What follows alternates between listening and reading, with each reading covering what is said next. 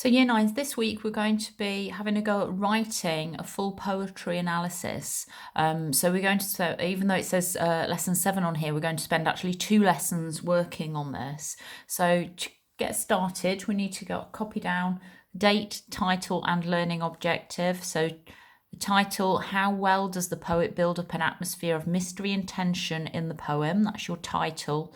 And your learning objective to be able to write a poetry analysis. So we're bringing together all those notes we've made, all those practice peel paragraphs to actually create a full poetry analysis.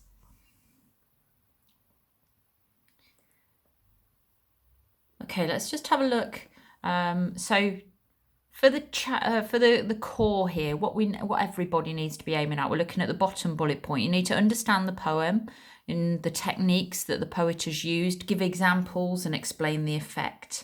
For the extension, you need to be able to explain the effect of the techniques used in detail, and if really challenging yourselves, you need to evaluate how well the technique has created a sense of mystery and tension. So that grid that we did originally, think about the final column in that, how effective those different techniques are in creating a sense of mystery and tension. So obviously we're going to be using point, evidence, explain language. So if I just go through this with you, you're making points about the following techniques that you've identified in the poem. So you make a point about the questions that are asked in the poem. You could make a point about the setting, the time and the place. You can make a point about the language and the phrases. So you could think about repetition and how repetition is used in the poem. You could make a point about sound and movement, so alliteration, sibilance, we've got both of those that are in there, and also about the reference to ghosts. Now it says on here, remember to support your points with evidence from the text. So with every point that you make, you must copy out some words from the poem to use as evidence. And then number 2, develop your points by explaining and analysing how and why they create an atmosphere of mystery and tension. This part of your analysis should be detailed. We've got that bit in red because it's really important. Pick out specific examples of words and phrases and explain why this language has been used. So think about the adjective phantom. Why do you think they've described the listeners as phantom listeners? Why do you think they use the adjective moonlit to describe the door? Try and really develop that language analysis in your piece of writing. So look at how we could then transfer our notes into paragraphs. So let's have a look at this one. Firstly, the poet used alliteration in the poem when he describes the forest's ferny floor. This is an example of alliteration, as the letter F is repeated at the beginning of 3 words in a row. This gives the reader an image of where the poem is set in a forest which is overgrown.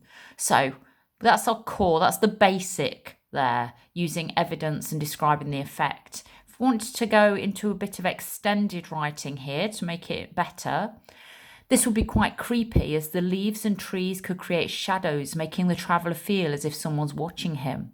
The sound of the words, forest's ferny floor, also create an effect of sounding like trees rustling, again adding to the sense that the traveller is not alone. Okay, so we talked about that in class, but then we need to start including that in our peel paragraphs. And then if we're really challenging ourselves, thinking about, actually, does that make it sound more creepy? Is that an effective technique that Walter Delamere has used?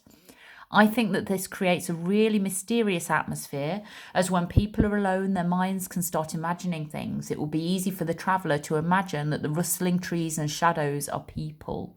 So that bit at the end, the bit that we've got in bold there, is your personal opinion. You might disagree with what I've put down there. You might think, actually, I don't really think that does make it mysterious or tense. That's absolutely fine. You're completely entitled to your opinion. You just need to be able to explain why it doesn't add to that creepy atmosphere, if that's what you're saying. So we had on the board last week examples of point, evidence, explain language paragraphs, which you've done in your books, and they're going to be there to help you.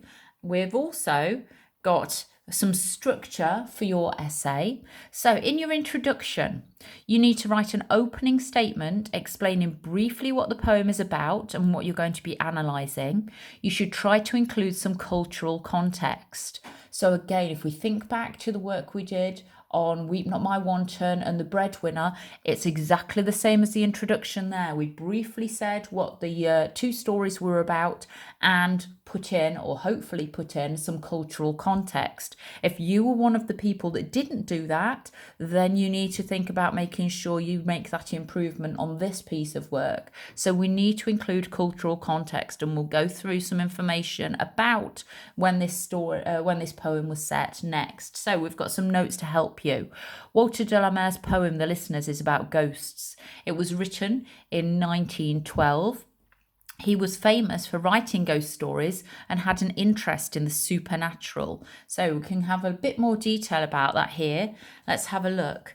The Listener's poem was written in 1912 by Walter de la Mare. He was a poet and writer with a fascination with horror and the supernatural. In The Listeners, he describes a situation where a traveller finds himself in the middle of a forest at night. He's alone except for his horse, and which would have been the main mode of transport in those days. The building that he's found is isolated and abandoned except for some phantom listeners. If somebody found themselves in this situation nowadays, they would most likely have a mobile phone so that they could phone someone for assistance. However, here the traveller has no one. Okay, so you can see how we've used the information that we've got there about Walter de la Mare, about when the poem was written, about what we know about him as a writer.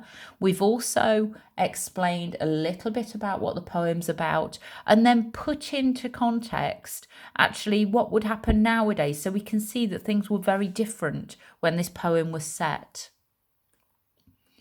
So going to go through the paragraphs. I'm giving you a very basic paragraph outline, but you've seen examples of how detailed we can make our paragraphs. So don't just take it for granted that you just need to fill in the gaps here. What I'd like you to do is really challenge yourself. Push yourself to write as much as you can, whether or not you think these techniques make the poem spooky, why you think Walter de la Mare has picked out certain words. Try to analyse in as much detail as you can. So, in our introduction then, we need to have something about the poem being about ghosts, and the poets use different ways of building up a mysterious atmosphere. Remember, we said we need cultural context in there too. Paragraph 2, I've given you a very basic outline here. Again, like I said, don't just fill the gaps. Use this as a starter. So we could start off. The poem begins with a question. Obviously, we'd have our quote in there. This makes the reader think that something strange is going on from the start. The poem takes place at, as he says, something door. This creates a ghostly atmosphere because everywhere is dark and quiet. That's very, very basic, okay? So develop that, go into more detail. If you want to, you can ignore this completely and do your own bit. I've put language analysis in yellow there. I've highlighted that because I really want you to remember to have a go at that language analysis and try to make sure that you are using subject terminology, words like noun, adjective, adverb, and so on, okay? Let's have a look then. So obviously as we're going through this, take your time with it. As I said, we'll have 2 lessons working on this. Let's look at the next paragraph.